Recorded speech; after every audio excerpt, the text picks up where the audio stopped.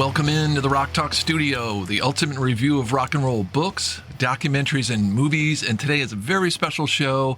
It's the 6-month anniversary of the Rock Talk Studio podcast. And to celebrate that, I was able to get an interview with New York Times bestselling author Alan Paul. He's coming on to talk about his new Allman Brothers book, Brothers and Sisters, the inside story of the album that defined the 70s. Super pumped to be able to share this conversation with you. Most of you probably know Alan as the writer of the great book, One Way Out, the oral history of the Allman Brothers that came out in 2012, one of my favorite all-time rock and roll books. He also wrote another great book about Stevie Ray Vaughan called Texas Flood, the inside story of Stevie Ray Vaughan. So for the next 45 minutes, Alan and I will be discussing this new book, Brothers and Sisters, which I had a chance to read. It comes out July 25th, so you can pre-order it now. It's a great book that focuses on the period right after Duane and Barry Oakley's death and how the band was not only able to carry on, but record one of their most popular albums. The story, it weaves its way through a ton of great resources that Alan was privy to, and it looks at culturally what was happening during the 70s and how it affected the band. There's so many great stories. And Alan shares a bunch in our conversation, and I'm talking about Grateful Dead, the Rolling Stones, Cameron Crowe, Billy Graham. There's so much good stuff. I really hope you enjoy it as much as I did. So let's just jump right into this conversation with Alan Paul about the new Allman Brothers book, Brothers and Sisters.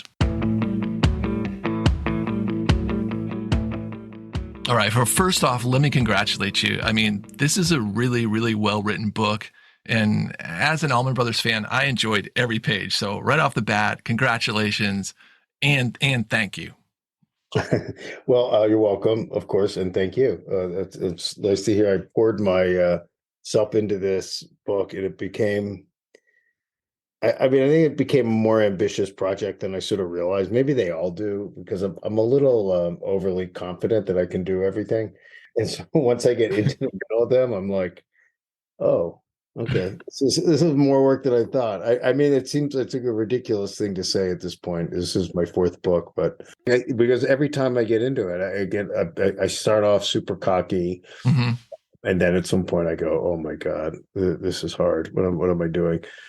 And this one was a little different than any of the ones I've written before, because I used a lot of secondary sources. I mean, I just did a lot of primary sources, I should say, but secondary in the sense that they weren't my interviews, but also I just did a lot of reading. I mean, sure. Anybody who picks up the book, take a look at the bibliography, and you'll see, I mean, there's probably like 100 books or something and hundreds of articles. Just, I really, really dug into as many sources as I could.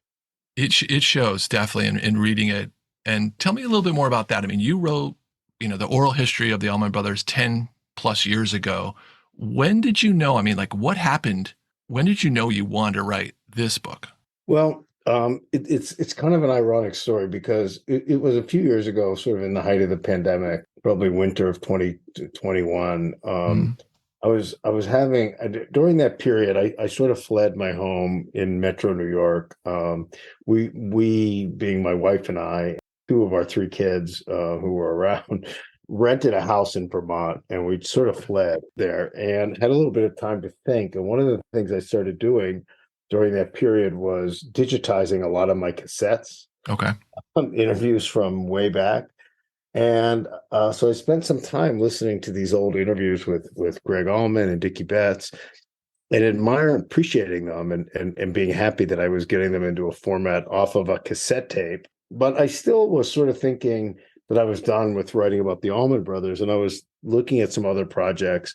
And on that drive back from Vermont one day, so the other nice thing about being up there is I mostly stayed up there, but when I would come and go, I had like 3 hours in the car, 4 hours almost, and I had these great conversations with people. And I feel like during that lockdown period, one upside of it was that I talked to more people on the phone, because people had time, Right. Sure. Yeah, and then combined with this time I had driving, I really did. So I had this long conversation with Brad Talinsky, who is a longtime friend of mine and mentor years ago. He was the editor of Guitar World for decades. He's written books about Jimmy Page and Eddie Van Halen, the history of the electric guitar.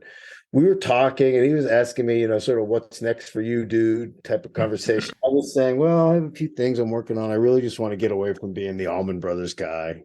He was like, man, you're crazy. You're like the foremost expert on a band that people love and care about, and that's historically important. Embrace it. And then he was like, I feel like Brothers and Sisters is still like unexplored. And so we talked for like an hour, and by the end of that hour, I was like, you're right, Brad. And so I started exploring it and calling Wow. up people I trusted. I called up Kirk West, I called up Bert Right. Holman, who's the manager of the Allman Brothers. I called my agent, Dave Dunn. Everybody loved the idea. So I thought, oh, I guess this is something. So where I ended up was quite a bit different than the original concept that Brad had, but Mhm.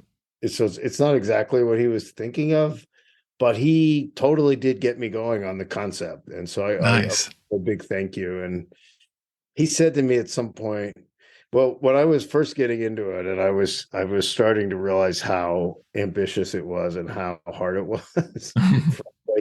I could told Brad, I said, what have you gotten me into here, man? And he said, you're gonna thank me. This is gonna be the best book you ever wrote. He Very was right. cool. Yeah, and I Very have cool. thanked him. I have thanked him. I have told him thank you. Yeah, He was man. right. I mean, sometimes it's really good. I would say whether you are a writer, it doesn't matter whatever you do in life. It's really good to have people you trust who know Sure. you and that you can talk things over with. Yeah, Brad knows me. He knows music. He knows publishing, and he had a vision, and he was absolutely right. So Nice. Yeah, no doubt he was absolutely right. So let's go back to the tapes, because in the beginning of the book, you talk about these never heard before tapes, hundreds of hours of interviews that were made by Kirk West, a longtime Allman Brothers insider, and they mhm. were gifted to you by Kirk. And it was like 40 years since anyone actually listened to them. I'm curious, what did you learn from Yeah. the tapes that you already didn't know? Oh my God. I mean, so much. Yeah. Wow. So everything you said is accurate. So there's a multi-tiered answer to that. So Okay. just to give you a little perspective. So Kirk, first of all, has been somebody who's really, really important to me. I would say that he's really one of my best friends, and has been one of my best friends for decades. And if I could go back to, I don't know, 1994 and hear myself saying that, I would be amazed, because we were starting to have a great relationship, and for a long time, the relationship was more of, I don't know, really good business relationship, I guess you could say, because he was Mhm. sort of the keeper of the flame for the Allman Brothers. He was the archivist. He was also the historian.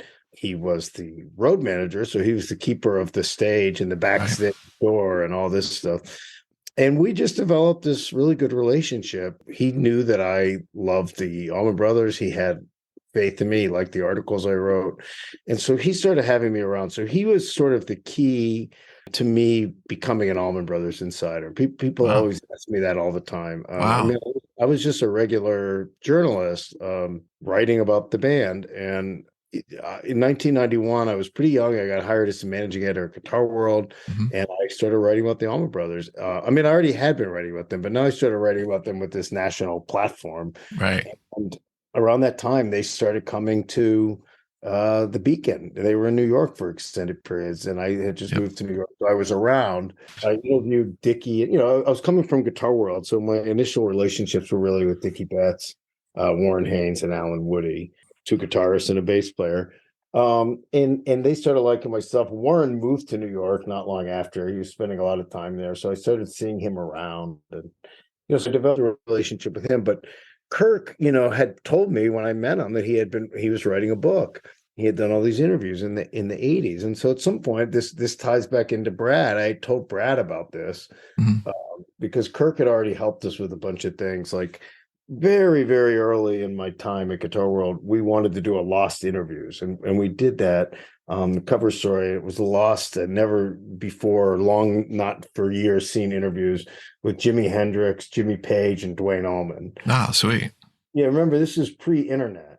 Right. So things that have been published in smaller magazines and publications just disappeared. And so we had these great interviews with Jimmy Page and Jimi Hendrix that somehow Brad had gotten, and he wanted a Duane Allman. So I said, I think I know how to get one. So I called up Kirk, and Kirk pointed me in the right direction. He did. And then at some point he told me about his book, and I told Brad about it. And so Brad said, tell Kirk that if he wants to do like a practice chapter, we would love to publish it. So I started talking to him about it. I kept bugging Kirk for like a year or more.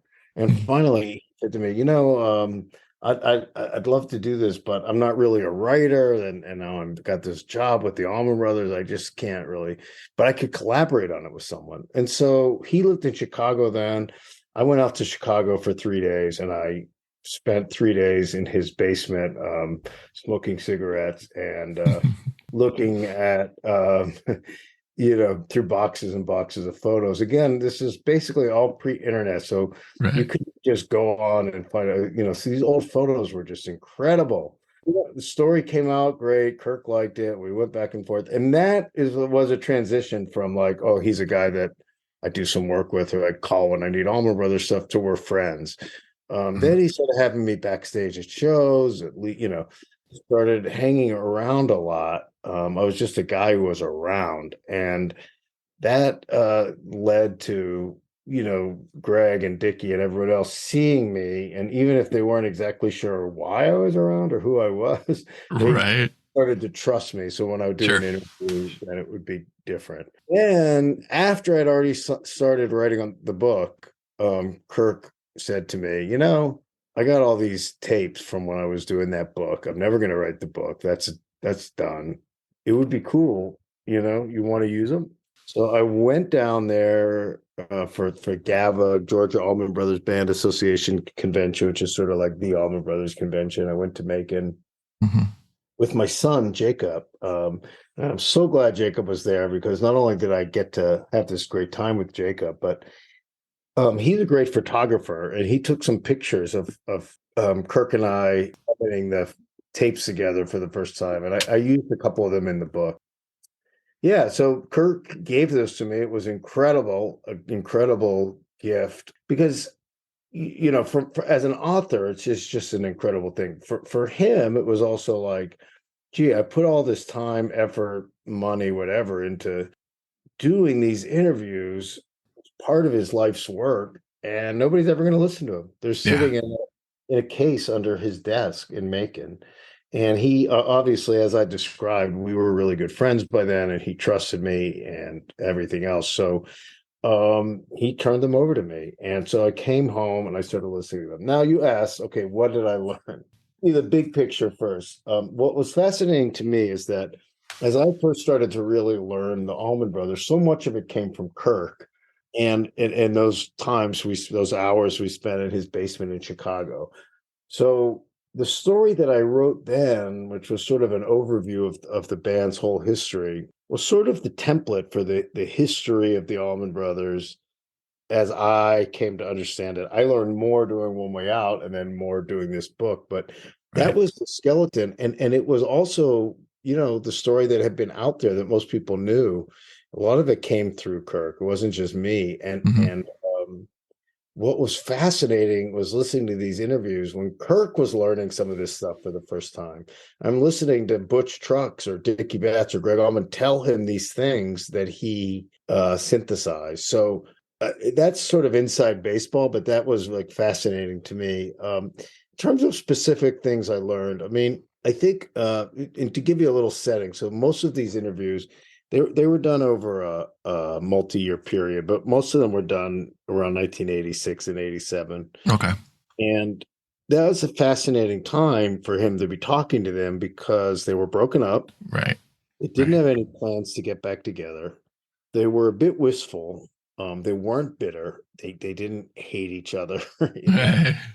And it was only 10 years since the first breakup, Right. uh, and they were not elderly, basically. So I feel like it was, and they hadn't been talking about it over and over. So even 5 years later, it was only 4 or 5 years later when I started interviewing them all the time. There was different way that they would talk to me in those interviews, and even then 5 years later, or much less 25 years later. Hmm. Their stories became, geez, I don't know, more solidified. I mean, it's like they're building their own mythology, and I mean, everyone does that. I mean, I Right. just want to be clear. I think we all do that in our own lives. So yeah, and this was closer to the bone. But for some specific things like Greg talking about Dickie in a tender, caring way that I had never heard him, and some of the quotes are in there, especially most specifically pertaining to the period right after Dwayne's death. Right. He's saying things like, Dickie was a hero. Dickie was a heroic figure. He stepped up when we could have fallen apart, which is all things that I knew, Right. everyone who's an Allman Brothers fan knows. But to hear Greg talk about it in that way and just out and out say, we would have collapsed if it wasn't for Dickie. Dickie was incredible. Oh, that's amazing. What a just Yeah. treasure trove of Yeah. just Allman Brothers gold. Yes. And then some other specific things. There were two interviews in particular that were not with band members Okay.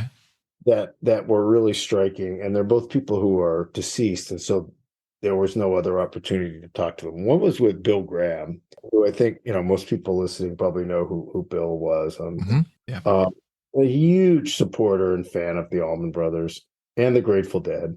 Yep.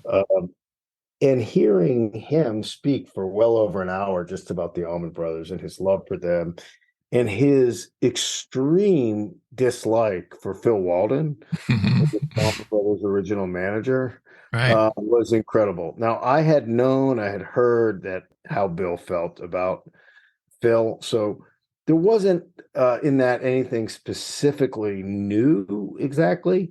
The intensity. Well, there was a couple of new things within it, that I mentioned. Like, for instance, he claimed that he had a concert, and he wouldn't go into the details in this, but I found out from other sources that what he was talking about was a joint show with the Allman Brothers, Crosby, Stills, Nash and Young at Los Angeles Coliseum, Okay. talking about probably close to 100,000 people, and they were offered $500,000, and Phil demanded 600,000. Right. So the show never happened. Oh, Now, someone really? else, Bunky Odom, who I went back to Bunky, who was sort of the day-to-day manager on Uh-huh. a lot of things. Bunky, thank God, is alive and well, and a great source, and has a great memory, and is happy to talk. Bunky remembered it very well. His memory of it was that Phil scotched it because he insisted that the Allman Brothers had to be the headliner. Right. But Bill talked about it as a financial thing. So that was fascinating. The other one was Steve Mazarski, who became their manager, but first their lawyer and then ultimately their manager after Phil Walden. Steve has passed away. I never did get to interview him. He was very, very important person in sort of getting to the root of some of the financial problems the band had, because Hmm. Walden is an interesting character. The band never would have existed without him. He put a lot of money behind them. He supported them. Right. So the good part of him has to be said. Mm. He also was an extremely conflicting figure. He was their manager. He was Right. also the record company, the publishing company. He eventually owned a stake in he was their travel agent. He owned a liquor store where they bought their booze. He had a big Right. share in their merch company once that was formed. So all of these things, this is just a major conflict. So, the manager's job is to negotiate with all those other people and make the best deal in the artist's interest. So he was essentially negotiating with himself. And Mazarski was a guy so I was able to tell his story, which was fascinating. And Yeah. again, I would have only been able to scratch the surface of it, if not for Kirk and his incredible interview with Steve. And the tapes. Yeah, that is awesome. Let's talk a little bit about the band. And to me, two of the most important changes in the band in making Brothers and Sisters, the album, was the addition of Chuck Leavell and Lamar Williams. I wanted to just get your opinion on what do you think? Why do you think they were so important to this chapter of the Allman Brothers? Yeah, so just for a little context for those who don't know, so Dwayne Allman had died a year earlier. they toured for a year as a 5-piece band, the exact same band minus Dwayne. Mhm. There are some great shows in that period. Some people really like listening to them. I find them sort of excruciating because I Mm. just hear what's not there. Yeah. And I feel, and again, maybe I just know too much because I've talked to them and I've listened to these interviews, and I'm too tuned in maybe to um, how sad they were, and I feel like I can hear Sure. it in the music. But in any case, that was the only thing they knew how to do at that time. And then they got to a year, and they were sort of like they didn't want to break up because none of them knew what they would do with themselves. It's sort of amazing, but that was how they functioned. Hmm. Without that, they would have been really falling apart. They're going to continue, but they have this hole in the middle. They all know it. They do it for a year, but something has to give. And Chuck was this incredible piano player. He was 19 years I old. know. So young. Yeah. Yeah, he had been around already a bit because he had come in from Alabama. Paul Hornsby was an old Alabama friend and bandmate of his, was already a house producer at Capricorn, and he told Chuck, "Hey, you ought to come over here." So I guess he must have been about 17 when he first went to Wow. Macon. He started playing with different people. He played with this band called Sundown for a while, and then he played with Alex Taylor, James Taylor's brother, who's a great R&B singer, and Interesting. then with Dr. John, who was Right. both of those guys were Capricorn acts. Dr. John actually was never didn't put out records on Capricorn, but he was on the booking agency.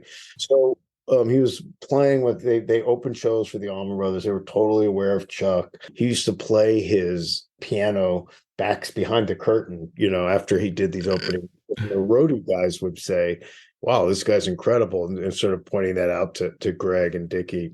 Right. And Greg Kind of was like reminds me of like Billy Powell of Lynyrd Skynyrd. You know, he was kind of the roadie and yeah, he's playing, and it's like, what's that? Oh, it's Freebird, yeah. right? Yeah, that's right. There's a parallel there. I mean, Billy was the roadie, and their playing is quite different. But I mean, both of Sure, those sure. bands, they were so important. I mean, geez, Skinner was so elevated by Billy being in it. And yeah, so Chuck initially was sort of working on Greg's solo album, Laid Back, Right. which they had actually begun recording before Brothers and Sisters, although it ended up being finished and coming out after. Hmm. And it was just, I think it was probably immediately apparent. I mean, Chuck, I think, is one of those guys who is so good and he's so intuitive. He's also a very nice guy, and can only imagine how nice and humble he was when he was a 20-year-old guy, just sort of happy to be there, on top Yeah. of the fact that he really is just a very nice, humble, kind person. So Right. I'm sure it was just more so at that age and time of life. So he was just a good hang and a great musician, and they were recording Laid Back, Greg's solo album, and Dickie would start coming by after. J-Mo was on the session. Barry, Dickie, and Butch would come by late at night at the studio, and they were jamming. And Chuck was involved in it, and things were just happening. They asked him, to join. And so I think it was not exactly intentional because they didn't say we need a piano player. Let's go get a piano player. It was like Right. he was there and presented himself, and it was just perfect. But it was ultimately like the perfect thing to do, Yes. because how Yes. do you replace? They need to replace Dwayne. They know they Right. have the soul. They know, and yet they can't replace Dwayne. They cannot get another guitar player.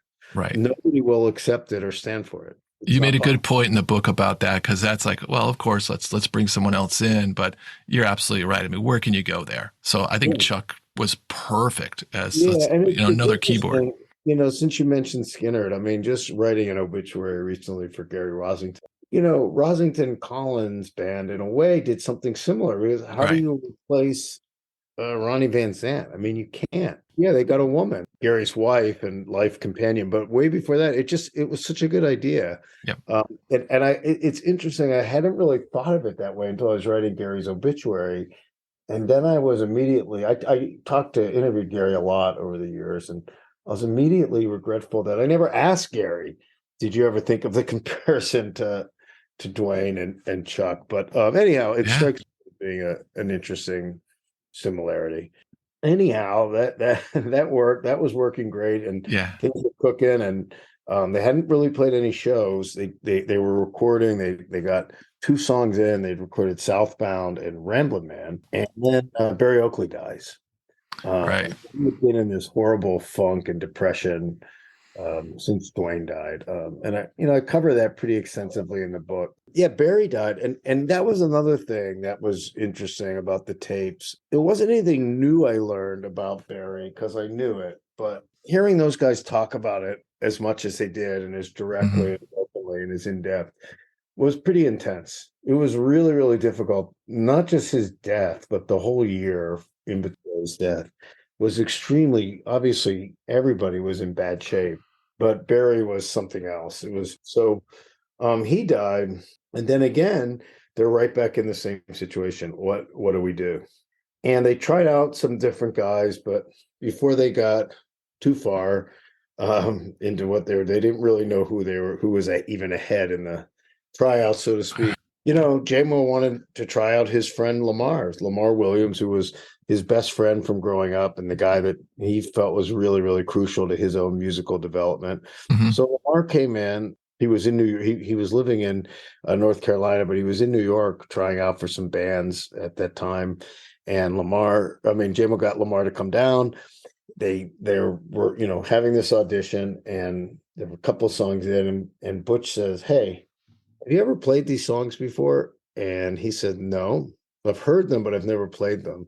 He goes, "Wow, okay, you're doing great." He goes, "Well, would you mind leaving the room so we can talk with the band?" Sure. So he leaves the room, and Butch says, this guy's never even played these songs before, and he's playing them like he wrote them. No comparison about him and anyone else who's tried out. So why don't we just end this audition and make this a rehearsal? Because it's so obvious that he's the guy. And everybody agreed. J-Mo was thrilled. That was J-Mo's vision and his Very dream. cool. Yeah, so that was it. So then Lamar was in, and the direction of the band shifted a little, in a way that it had to. And I think that they had just good intuitive sense and a good feeling that J-Mo compares it because J-Mo is a jazz fanatic. Right. So J-Mo looks at it like, well, of course the band changed because the personnel changed. So, Miles Davis was different with John Coltrane and Cannonball Adderley than he was with Tony Williams and Herbie Hancock and Wayne Shorter. That's how J-Mo viewed it. I think it actually makes a lot of sense to think of it that way. You keep, Miles Davis is still Miles Davis.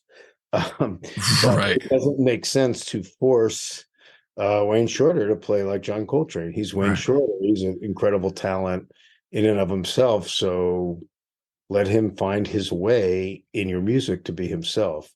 Yeah, it's interesting that you said that too. That's because to me, that's what the Allman Brothers, especially Dwayne's vision, was built on, the feel. Just the letting the band come together and no one's kind of steps on each other. You just had this synergy that worked. And it sounds like that same thing happened when Lamar and Chuck came in.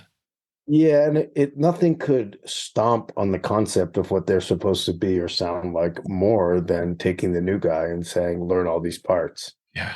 Play like that. I mean, that's right. Good luck to that. Right. what band ever was. And I think that's the beauty of, the Grateful Dead, I think, did something really similar. They went through, obviously, famously, a lot of keyboard players. Yeah.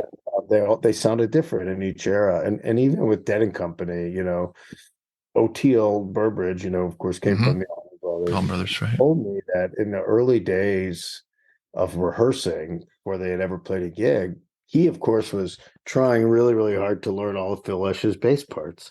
And they were counterintuitive to him. He's like a groove guy. And Phil is sort of not. Phil's almost like anti-groove. He's a brilliant player, but their approaches were so different. And O'Teal told me he went to Bobby Weir and he said, "Bob, I can't do it. I've tried so hard to learn these songs and play them like Phil, and I can't do it.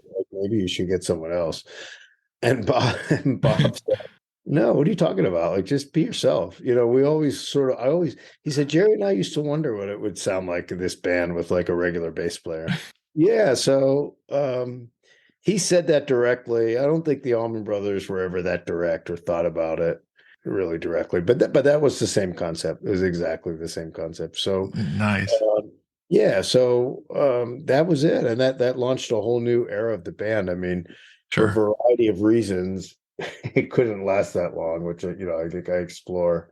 It's interesting to me how many really serious, dedicated Allman Brothers fans have never really taken the time to listen to live shows of the Lamar era, and I think it's pretty revelatory. So Hmm. the songs are approached really differently, but they're really good. And Chuck Lamar sadly died really really young, cancer as a result of exposure to Agent Orange in Vietnam. Chuck, of course, has had a wonderful life and career, and Yeah. he's played with everyone. I mean, he's played with Right. David Gilmour and Eric Clapton, and And the he's Stones, of course. yeah, Right. I mean, he's been the Stones musical director for, geez, I think 30 plus years now. So I think that all speaks for itself. And then the Stones, to me, really underutilize him. I mean, just as a soloist, when you listen to what he can do. So yeah, but my point is the career that Chuck has had speaks for itself. And Absolutely. Absolutely. they were lucky to find him when they did, Yeah. but they also were brilliant to find him and realize that he was what they needed. So it's both.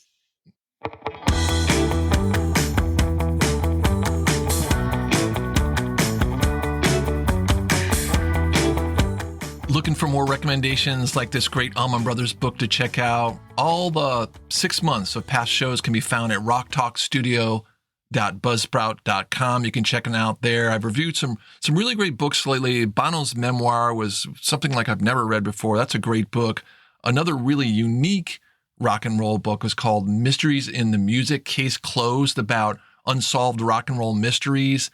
Secret Stars, that was another one about 10 underground indie rock bands. So if you're into indie rock, that has a ton of great information in it. Steven Van Zant's memoir was a really great read. So much good stuff. Check it out at rocktalkstudio.buzzsprout.com.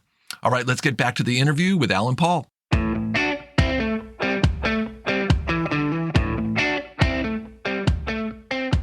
I had a Grateful Dead question for you, and you just Yeah. said some really cool Grateful Dead stuff. So tell me a little bit about that. I love the interaction in the book that was explored between the Dead and the Allman Brothers, especially the stuff with Dickie and Jerry. I thought that was really, really cool. Did you have to shift gears and go like into the Dead camp to get information about the Grateful Dead, or was that all part of the tapes or what you already had as Yeah. far as research with Allman Brothers? A little bit of everything. It wasn't really part of the tapes. I mentioned early that part of what I was doing during the pandemic was listening back to some and digitizing some of my own old interviews. There was a moment in there where Dickie said something that I didn't remember and never made it into print of one of my stories or anything, where he said that he had this idea of what he wanted to do, which was partly taking some of his bluegrass, what he calls string music, because that's what it was called when he was first playing it, influences and ideas, and putting them into a rock and roll context. And that when he heard Jerry Garcia for the first time, he thought, oh, that guy beat me to it. Right. We talked about Jerry, and I was sort of aware of that conceptually, but that specific thing where he said that the first time he heard it, he realized that Jerry had beaten him to this concept. I hadn't heard him say that. I mean, I did hear him say that. It was in an interview to me. I didn't remember it. It was almost like the tape was running before the interview began. And that pushed me towards exploring that end of things more. And I had interviewed Bill Kreutzmann. I interviewed Bob Weir from the Dead, Steve Mhm. Parrish with their road crew, for One Way Out and for other things over the years. I had talked to them about Watkins Glen and sort of their overall relationship with the Dead, a little bit with Phil Lesh. So Mhm. I had a bit of that. The thing I did really specifically for this book that I hadn't done before was I interviewed Sam Cutler, who was the Dead's manager at the time. Okay. I had met Sam. Sam wrote a great memoir I would recommend to anyone. He's a fascinating character and actually a really good writer. He came to he's British, and he came to the Dead via the Rolling Stones, which is interesting because he was the guy there for the Stones with Altamont. And after all Okay. these shit went down at Altamont and someone was killed, the Stones just took off and went back to England and left the Dead there holding the bag. Right. And Cutler didn't think that was right, so he stayed on his own to sort of deal with the aftermath and work things out a bit. Garcia really admired that. He thought, well, this is an upright guy, so Hmm. that led to them hiring him. And so he eventually became the manager of the Dead. And he and Bunky Odom, who I had mentioned earlier, who was essentially the day-to-day manager for the Allman Brothers. Phil Walden was their manager, and Bunky worked for Phil. But he was the guy who was in there with them all the time. And Bunky Odom and Sam Cutler developed a good relationship, and that's what led business-wise to the Allman Brothers and the Dead collaborating as much as they did during this era. Most specifically, two joint shows at RFK Stadium in Washington, which drew about 83,000 people over 2 nights, 50,000 the first night and 33,000 the second night, June 9th and 10th, 1973. And then like 6 weeks later, the end of July, they played Watkins Glen, which ended up becoming the largest festival ever. So yeah, it's amazing. 650,000 people estimated crowd there. So I knew the outlines of all of that before I started in on this book, and I definitely intended for it to be explored. But there was a little more of it than I realized, and I got more in depth than I sort of anticipated. The one chapter on the relationship between the bands became 2 chapters, and the one chapter on Watkins Glen became 2 chapters. So it ended up being a pretty significant chunk of the book, which I feel great about. I'm really excited about that. Let's shift gears a little bit and talk about, to me, the other major theme of the book, and that is the 70s. I mean, the book, to me, it's not only about the Allman Brothers and making the album Brothers and Sisters, but you did a really good job of presenting what was going on with the culture of America in the early 70s and how that played a part in a few of the directions the band took. I'm curious, is there a topic during that time period that you wish there was more info on, that you would have loved to explore deeper? There is sort of one, but it's so obscure, you're going to laugh at me. Okay. One thing that was fascinating to me that I only scratched the surface of was that this era was the start of rock merchandising. And it was through these bands. So Susanna Kreutzmann, who was Bill Kreutzmann's wife at the time, she, during this period when the Allman Brothers and the Grateful Dead were collaborating all the time, she sort of told the Allman Brothers wives, hey, you ought to do Allman Brothers shirts. And so they did. That's incredible.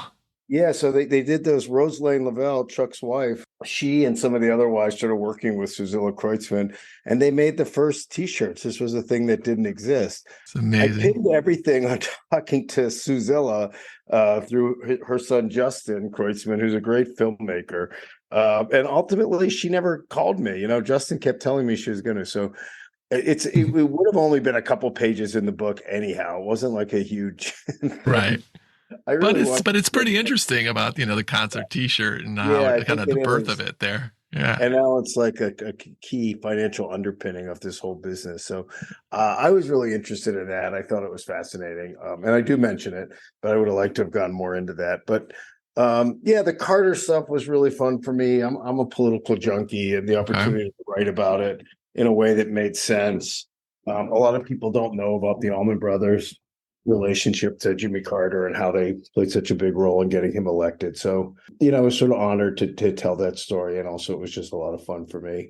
And all kinds of people pop up, Cher, who of course is mentioned in One Way Out, but it didn't make a lot of sense to me at that point to go extremely in depth into her relationship with Greg, but it did here because it's, part of the center of the story. So, and then, one of my favorite weird cameos also is by Geraldo Rivera, popped up a couple of times, was friendly with those guys, especially Greg, and emceed the Big Benefit concert that they played for Jimmy Carter. Right. Yeah. That was interesting how he was mixed in there. To Geraldo, I tracked him down through someone who knew him a bit, and he was happy. He was easy. Once I made the initial connection, he was thrilled because he loves the Allman Brothers and he loves Jimmy Carter. And he was really proud of this part of his life and was happy to, sort of make it better known. So Uh, that was fun. I mean, that was one of the joys of this book, and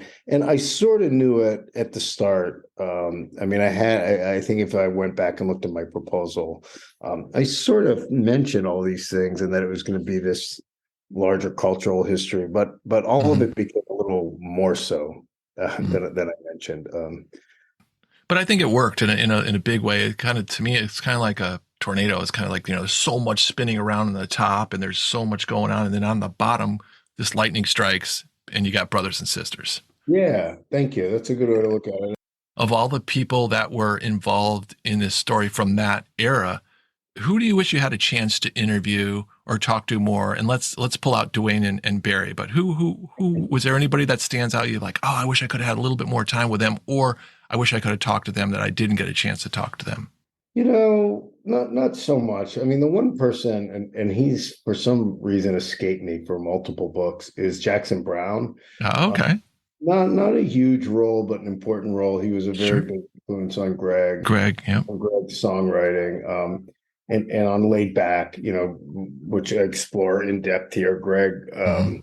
recorded these days, and that sort of singer songwriter side of Greg came out more on that album.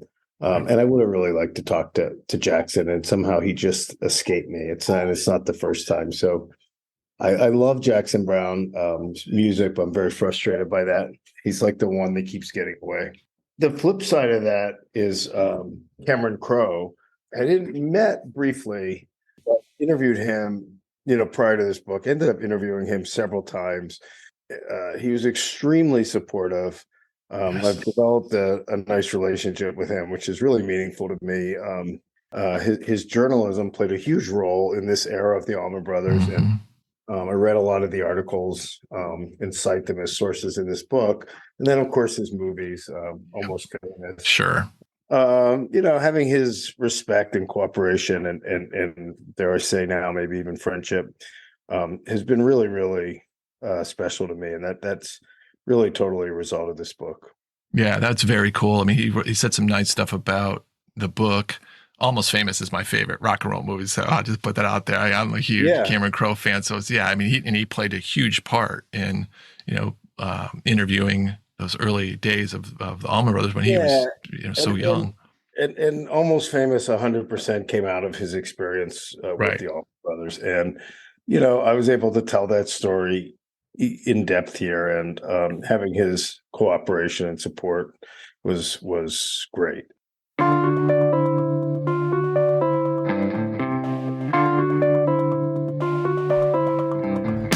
Before we get into the final segment with Alan Paul, I just want to jump on real quick and thank everybody for a great first 6 months. I've really enjoyed myself with this podcast. When I first started, I literally had no idea where I was going with this and what to expect. And it's really blown me away, especially with, getting people like Alan Paul to come on and talk about their books. People are starting to send me their books now. So it's really great interaction I'm having with authors and the rock and roll community. And I wanted to thank everybody for the support and for all the people who go on my social media platforms. All that can be found at Rock Talk Studio. Just the conversations and the people I've met during this time. It's been great. I really want to provide a place where people can go to learn about rock and roll books and rock and roll documentaries and movies and just talk about this great art form that we all love called rock and roll. So thanks, everybody. I really appreciate it.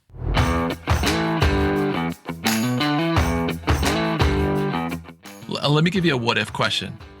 What if you had a chance to write another Allman Brothers book? What time period would you be most interested and why? Some people have urged me to write about the 90s and the Right. Yep. reform band, and there's certainly something there. But the thing is, one, I feel like I covered that end of things pretty well in One Way Out. One Way Out. Yeah. Not, I mean, obviously, it's different to go in depth into a band, but into a period the way I did here. But I do feel, because I was around and I did so many interviews with the guys during that period, I Mhm. covered that. I know that most people who read it, obviously, are going to Mhm. be Allman Brothers fan. Right. That's obvious. But Yeah. I do feel like that people who are not Allman Brothers fan have been really well covered. I think I did that pretty well in One Way Out. Bob Beatty's recent book, Play All Night, is great. Yeah, it's really good. Galadriel Allman did a great job. Yeah. In her book, which is obviously about her father, primarily about that era. So beautiful book. Yeah. Yeah, it's not to say that I couldn't come up with something, but I just feel like it's been really, really well written about. Again, as I said at the very beginning, I remain open to the possibility that I will change my mind, and I will. You never know, right? What era would you like to see me write? I think that's what I would say is when they came back together, when Warren was there and Woody and just that part of it is great. And and Derek too. I'm a huge Tedeschi Trucks fan. I'd see him anytime they're out in the West Coast, which is limited, but I think that would be the time. Yeah. Well, let's wrap it up. And what you've given me tonight was just fantastic. There's so much great stuff in there. And I just love the Allman Brothers. I love this book. I can't thank you enough, man. I really, really appreciate it. Okay. You're welcome. Thank you for all your support. Sure. Hey, Alan, have a good night. Thanks again, my friend. Appreciate it. Welcome. You too. Bye. Bye.